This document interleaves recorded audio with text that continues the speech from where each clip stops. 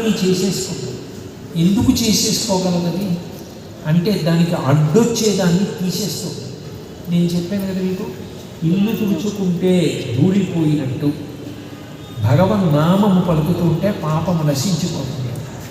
బ్రహ్మహత్యామీక పాపాటములకగ్నికీలవు హరినామ కీర్తనము, గురుతల్ప కల్మష క్రూర సర్పములకు గేకులు హరినామ కీర్తనము, తపనీయ చౌర్య తమసమ్మునకు సూర్య కిరణముల్ హరినామ కీర్తనము. చిట్ట చివరికి అది ఎంత గొప్పది అంటే, మహిత యోగోగ్ర నిత్య సమాధి విధుల ఎవరు బ్రహ్మాది సురలకు అందనాని భూరి నిర్మాణ సామ్రాజ్య భోగ భాగ్య ఖేళనంబులు హరినామ కీర్తనము.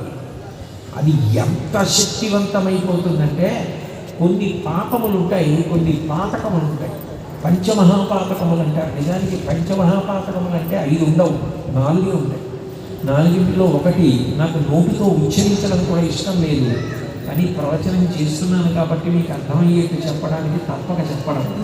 గురువుగారు తన భార్యతో కలిసి, తన పత్నితో కలిసి పడుకునే మంచం మీద గురువుగారు లేని సమయంలో ఆవిడ పడుకుని ఉండగా వెళ్ళి పడుకోవడం. అంతకన్నా ఇక నేను పరిధి దాటి మాట్లాడను. అది మహాపాతకం.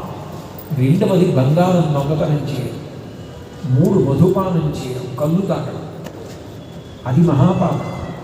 అట్లాగే తపనీయ చౌర్య తమసంబునకు సూర్య కిరణముల్ హరినామ కీర్తనము. దానితో పాటుగా 4 మహాపాతకములలో ఏదైనా ఒక పాతకం చేసిన వాడు నా స్నేహితుడిని చెప్పడం ఇంకొక మహాపాతకం.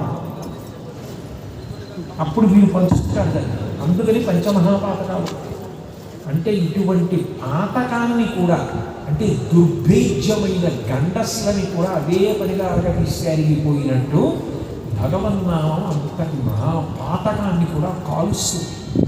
బ్రహ్మహత్యానేక పాపాటములకగ్నికీలలు హరినామ కీర్తనములు. బ్రహ్మహత్య లాంటి భయంకరమైనటువంటి దట్టమైన అరణ్యము వంటి దానికి కూడా దావానలమని పుడుతుంది. పుట్టినప్పుడు అది దూకుతుంది.